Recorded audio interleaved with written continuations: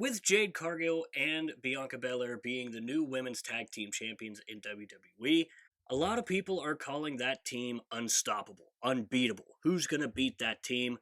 And that raises the question, is that going to be a problem moving forward for the WWE?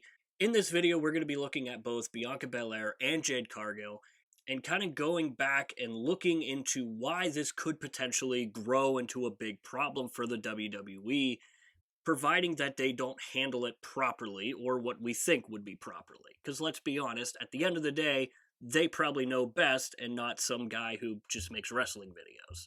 Now, this is why I think it could possibly be an issue moving forward for the WWE, and the sole reason is who's going to beat this team? Nobody. Nobody is going to beat this team. There is not a single tag team in the women's division that is going to beat this team, that will be able to beat this team. And I think WWE could potentially back themselves into a corner and kind of have no options left but to turn one heel. And that's the $1,000,000 question on everyone's minds right now, is which one is it going to end up being? Is it going to be Bianca Belair or is it going to be Jade Cargill? Now, the purpose of this video is to look into both superstars and see the issues that could rise from one of them turning heel. Starting off with Bianca Belair, I think Bianca Belair turning heel is something that could possibly never happen. I see her as kind of the John Cena-esque of the women's division nowadays. Simply because you see her doing commercials and brand deals with Slim Jim, and she seems to be on every PLE poster that there is. It just feels like she is going to be the forever babyface. And I think that was very clear at SummerSlam 2023 when she took on Charlotte and Asuka in the triple threat match. The one where she hurt her knee and then magically came back, did a 450, and won the match and the title in itself. I think that was the moment that we saw the reincarnation of Super Cena, this time Super Bianca. I think that cemented her place as a forever babyface, and if WWE does want to make her the heel in this scenario, then they could potentially be losing out on some business. Because a lot of companies want the baby faces. They want the good guys. They don't want the bad guys promoting their stuff. Now, theoretically, could a heel Bianca Belair work? Yeah, it could. We saw what it did for Roman Reigns in turning heel. So could it work? Yes, it absolutely could. But on the flip side, let's look at Jade Cargill and let's see what issues could arise if she's the one that turns heel. Now, when it comes to Jade Cargill possibly being the one to turn heel, because talent from AEW sees Jade Cargill jumping over to WWE, and the packaging is amazing. They're going to make her into a megastar.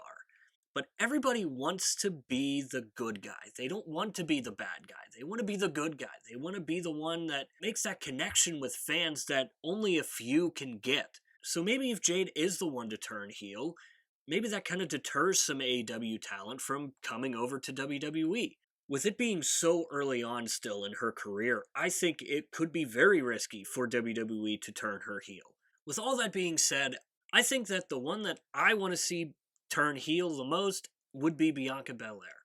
I think she would make a very, very good heel. Now, don't get me wrong, Jade Cargill would make a monster heel, and maybe we'll see that one day down the line. But again, I just don't see it being this early in her career. I think Bianca Belair turning heel would do wonders for her career. I was calling for her to turn heel and join Bobby Lashley and the Street Profits back when they were heels, but then they became good guys again because nobody wanted to boo them because they were so freaking cool. I think Bianca makes the most sense to turn heel if that eventually does happen. And again, I think it will simply because no one's going to beat them. So the only way you're going to split them up is by turning one heel. But again, is WWE going to be willing to risk what they have with Bianca Belair, knowing what works, or do they go with Jade Cargill and turning her into the heel and possibly deterring some AEW stars from coming over because they don't want to be seen as the bad guy, they want to be the good guy, the babyface. Now, let me say this. I don't think this happens for a while. I think they could go on and have a very solid run with the tag team titles, and I think Bianca is the perfect person to pair up with Jade and show her the ropes of WWE and get her comfortable and launching her into the megastar that WWE wants her to be. So, in the meantime, let's enjoy this ride that we're going to go on with those two, and let's hope that it ends up not being an issue in the end, and it ends up being just an awesome, awesome storyline. That's going to do it for this one. Hope you enjoyed it. If you did, click the like button, hit subscribe. We'll see you next time.